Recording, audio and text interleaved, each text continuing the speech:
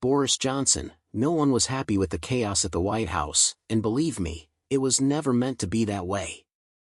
Yet, as the fog of confusion lifts, a new vision for peace is taking shape under Trump's guidance. Now, the next move is clear, an unyielding clamp on Putin that promises to change the game. Can you feel the tension building? But how can Trump pull off such a twist? How can he pull the plug on Ukraine's military aid and still face the grief of those left in the wake of battle? Is it possible to mend shattered trust? Just yesterday, Ukrainians awoke to a heartbreaking scene, strewn rubble and broken dreams after yet another night of relentless Russian bombing. What will the new dawn bring? In a devastating show of force, Putin launched over 200 drones and missiles, smashing into targets scattered across the nation. Among the injured were 4 young children, adding to the grim count of roughly 2,500 Ukrainian kids hurt or killed since the invasion began. How can such innocence be caught in the crossfire? What had those little ones done to deserve waking up to such horror? No soul in Ukraine deserved this nightmare in what has become the most one-sided fight of our times. Can justice ever be served? Tonight, as darkness falls, Putin is set to continue his ruthless campaign against an unarmed people, launching his deadly weapons with a false sense of security, confident that Ukraine no longer benefits from crucial U.S. intelligence. Will the night bring further despair? Now, Ukrainians are left straining to hear the ominous buzz of Russian bombers, struggling to protect their families from looming danger. Could this be truly what Trump, the man known for his rare moments of warmth, wishes upon them? What cost is too high for peace? Rumors swirl that some believe Trump might be a secret agent working deep within, a hidden champion for the Russian side, now stirred into action by Putin's call. Is there more than meets the eye? Critics cry out that he is on a mission to turn his back on Ukraine, dismantle NATO, and usher in a grim era where might makes right, leaving the weak to suffer. How else can we explain his stern stance toward Zelensky and his praise of Vladimir Putin as if he were a man of honor? And why else would he claim that Ukraine sparked this entire conflict? Are we witnessing betrayal or a desperate bid for balance? Some even whisper that Putin holds such damaging secrets, so scandalous that even Trump would turn red if they were exposed. Is there any truth in this tale? Truth be told, these wild claims from his detractors seem to be more hot air than fact. Will the truth ever break free? Under Trump, the U.S. has not strayed off its course. In fact, America remains the strongest and most loyal friend to this nation, and to Ukraine. Can old allies spark new hope? Trump is known as a shrewd negotiator, and at his core, his aim is simple and sensible, to bring about peace. Could a deal finally end the bloodshed? I truly believe that his plan will serve both Ukraine's and America's interests. Is this the turning point we've been waiting for? Now is the moment for decisive action, after 3 long years of endless suffering. Before we criticize him for seeking peace, we must face a hard truth. Previous Western efforts were half-hearted, stopping only the slide into defeat instead of paving the way for victory. Is this the fresh start needed for real change? It seemed our aim was only to prevent Ukraine from falling to Putin, not to give them the power to truly win. If Trump manages to end this war and keep Ukraine free, it will be a blessing not just for Ukraine but for the whole world. Could this be the dawn of a new era? No one liked the pandemonium at the White House last Friday, and let me be clear, it was never what anyone wanted. Yet, out of that turmoil, the blueprint for Trump's peace plan is beginning to emerge with surprising clarity. What hidden promise lies within the chaos? Just take a look at the Minerals Pact, also known as the Reconstruction Investment Fund, struck between Ukraine and the U.S. Could this agreement be the spark for recovery? Right from the opening lines, the U.S. pins the blame for the 2022 invasion squarely on Russia. Then it promises a long-term commitment to a Ukraine that is free, sovereign, and secure, even outlining further investments to boost its safety. Will these words pave the road to security? These promises carry deep meaning.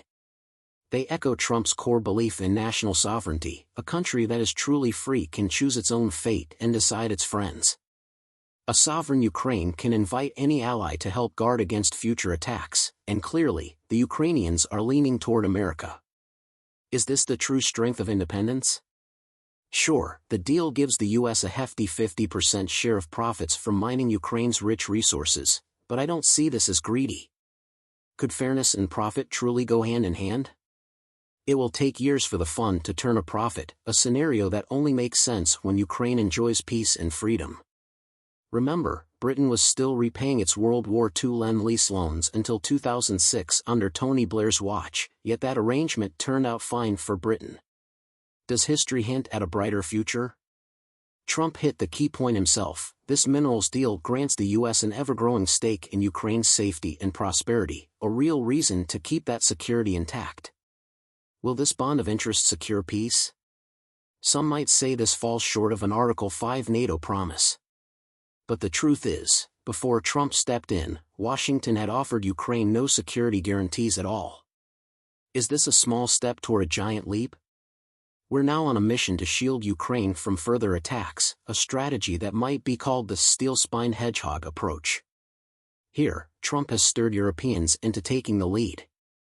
With the EU and Britain numbering about 520 million people compared to America's 340 million, and both sides having donated around $65 billion in military aid, it turns out that on average, an American taxpayer is paying much more than their European peers. This imbalance was exactly what Trump promised to fix, and he is on it. Will balance finally replace burden? It's encouraging to see plans forming for a stabilization force in Ukraine, one led by Britain and France and supported by a coalition of the willing. Can unity light the path to recovery? It's also a relief that Europeans are now spearheading talks about a sky shield, designed to help Ukrainians fend off Russian drones and missiles. Will this shield turn the tide of fear? But what's behind this sudden surge in European defense moves? Why did Starmer, just last week, announce a boost in defense spending to 2.5% of GDP? Is there a secret urgency in the air? He did so because he was heading to Washington the next day to meet Trump and knew he couldn't arrive empty-handed. What surprises will that meeting hold? Trump is now steering the debate on defense spending for labor, and that shift is welcome. Yet, one big question remains: where will the tens of billions needed come from, especially when public funds are already stretched thin? Could this be a turning point for financial reform? Once again, we may have to learn a thing or two from Trump when it comes to cutting government spending, currently a hefty 44% of GDP. Is it time to trim the excess and invest in our future? We spend about £140 billion each year on benefits for working-age people. In fact, over 10% of those who could work are on some kind of support, often for complaints of muscle pain or mental health issues that aren't always clear-cut. How did we get here, and where do we go next? I don't mean to sound harsh, but that percentage is double what it was a decade ago. Many of these claims seem almost laughable. Is it time for a serious reset? He might not be everyone's favorite, but we do need someone with the cost-cutting knack of Elon Musk. Honestly, we could use a Doge-style team to review UK public spending, because there's plenty of extra money that could go to defense, and even to cutting taxes. Could a fresh perspective finally tip the scales? The last person to loosely follow Elon's playbook was Jacob Rees-Mogg, whose plan to trim government excess was sadly dropped by Labour. If we want to match Europe's defense spending, that idea needs a second look. Is this the comeback that our budgets have been waiting for? Investing in British manufacturing can boost jobs, growth, and fairness. After all, the UK is home to some of the world's best companies. It's simply crazy that some pension funds won't invest in these very firms. Could investing at home spark a new era of prosperity? If peace and love are what you seek, then putting money into UK defense industries might be the answer. Donald Trump hasn't shattered NATO, in fact, he's breathed new life into the alliance. Will this revival strengthen us all? He is meeting a goal shared by every American president, urging Europeans to take their own defense more seriously. Can a stronger Europe bring lasting peace? Yet, as Starmer and other European leaders have repeatedly warned, it would be foolish for Europe to think they can manage all this without American help. Is unity the only way forward? British forces won't be on the front lines. The duty to defend Ukraine rests with the Ukrainians themselves. Who will rise to meet the call? We will stand ready to train, support, and deter, and we would only act after a peace deal is signed. Still, any European force will need solid backup from the US, including logistics and intelligence. Is this the blueprint for a safer tomorrow? Once again, Trump is sending positive signals. In discussions with Zelensky, he even hinted that the US might join the peacekeeping mission itself, a move of enormous significance. Could this be the decisive moment in a long struggle? We're now looking at a two-pronged plan for Ukraine's long-term security, a strong economic bond with America and a European-led force, supported by the US, to secure lasting peace. Will these twin pillars hold up the future? So, the clear way ahead is to get the US-Ukraine deal signed, kick off military aid as a matter of urgency, and then present the plan to Putin without delay. Is this the start of a new chapter? At first glance, Trump's approach might seem unfair. After all, no pressure has yet been applied to the Russians. But mark my words, the squeeze on the aggressors is coming, and they will not like it one bit. How long can tyranny hold on before it cracks? Faced with such a plan, Putin will surely be furious. He'll demand that Ukraine must stay neutral and strip out its dream of NATO membership from its very constitution. Can an aggressor withstand the storm of justice? Trump, however, would firmly reply, Ukraine is free and sovereign. Meanwhile, Putin would push for reducing the Ukrainian army to 85,000 and ban any Western troops from its soil. Will the voice of freedom drown out the echoes of oppression? But Trump would counter that such demands are simply not in line with Ukraine's right to exist as a free and independent nation. No matter how the land is divided, and Trump has already declared that Putin must give up occupied territories, Putin's main goal will crumble. Is there any room left for compromise when freedom is at stake? With this proposed deal, Putin loses his grip on Ukraine's future. Ukraine will not be dragged back into the old empire. Instead, it is free to carve out its own identity among Western nations, whether in the EU or NATO. Could this be the final nail in the coffin of domination? So why would Putin agree to such a deal? The answer is simple, he won't have much choice. With 850,000 of his soldiers lost, injured, or killed, and barely controlling 20% of the land, his power is already in freefall. Will desperation force his hand at last? His economy is shaky, with inflation creeping to nearly 10%. He'll have to accept this deal because Trump will make him, using stricter sanctions like those we saw just last night, a promise of endless support for Ukraine, and the threat of seizing $300 billion in frozen assets.